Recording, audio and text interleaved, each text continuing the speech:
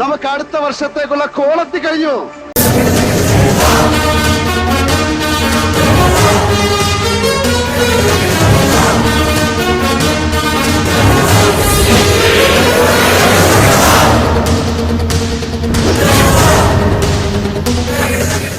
ഞാൻ തുടങ്ങട്ടെ. ഗ്രാമവാസികളുടെ മുന്നിൽ വെച്ച് നിന്നെ ഞാൻ സ്വീകരിക്കും. അല്ലെങ്കിലും എന്നെ ചതിക്കില്ലെന്നറിയാം. ഇതാ നാഗദൈവങ്ങൾ അരുൾ ചെയ്യുന്നു, ഈ ഗ്രാമത്തിൽ നിന്നും ഒരു സ്ത്രീയെ നാം വേളി കഴിക്കണമെന്ന്. പൊന്നോ ഒടുക്കത്താ. പിന്നെ എനിക്കൊരു ബന്ധത്തെ കാണിച്ചു തരൂ.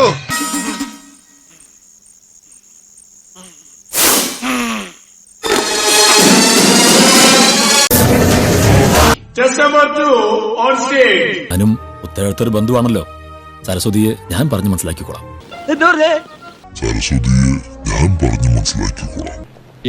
ഞാൻ സരസ്വതിയെ വിവാഹം കഴിച്ചോട്ടെ. കിഴക്കേട്ടത്തെ കല്യാണ ചക്കൻ മറ്റൊരുത്തിയുമായി മുങ്ങി നിറയുമ്പോ പുത്തേഴത്തുകാർക്ക് വാശിയാകും. ആ സമയം നോക്കി ഞാൻ വിഷയം അവതരിപ്പിച്ചാൽ നിന്റെ വീട്ടുകാർ സമ്മതിക്കാതിരിക്കില്ല.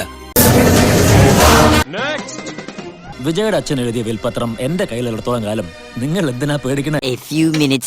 റിട്ടയർഡ് DGP കൃഷ്ണദാസിന്റെ സ്വത്തിന് വേണ്ടി അവകാശം ഉന്നയിച്ചിട്ടുള്ള നിങ്ങൾ കൃഷ്ണദാസിന്റെ ഭാര്യയാണോ? അദ്ദേഹം സ്വന്തം കൈപ്പടയിൽ എഴുതി ഒപ്പിട്ട വിൽപത്രത്തിൽ എല്ലാം വിശദമായി പറഞ്ഞിട്ടുണ്ട്. എന്നിട്ട് ആ വിൽപത്രം എവിടെ? എന്റെ ക്യാരക്ടറോ? അതിലൊരു മാറ്റമല്ല പോലെ. നമ്മുടെ ചീഫ് അക്കൗണ്ടന്റ് ആയിരുന്ന ഗാവൻ ജോസഫ് ഒരു ക്രിമിനൽ ആയിരുന്നു സർ. അവനുമായി ബന്ധപ്പെട്ട പോലീസ് ഇവിടെ എത്തിയത്.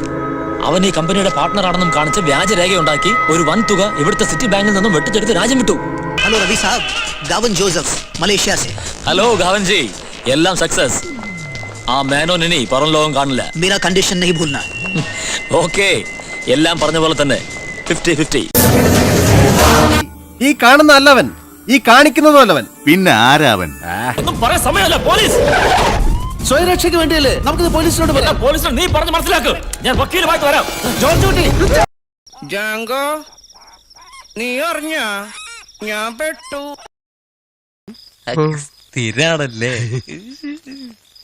എന്റെ ആരാധകരെ, ഞാൻ പാടുന്നതിനിടയ്ക്ക് പൊന്നാട, ജണ്ട്, നോട്ടുമാല എന്നിവയൊക്കെ നൽകി എന്നെ സ്നേഹം കൊണ്ട് വീർപ്പൂട്ടിക്കരുതേ എന്ന് ഞാൻ അപേക്ഷിക്കുകയാണ്.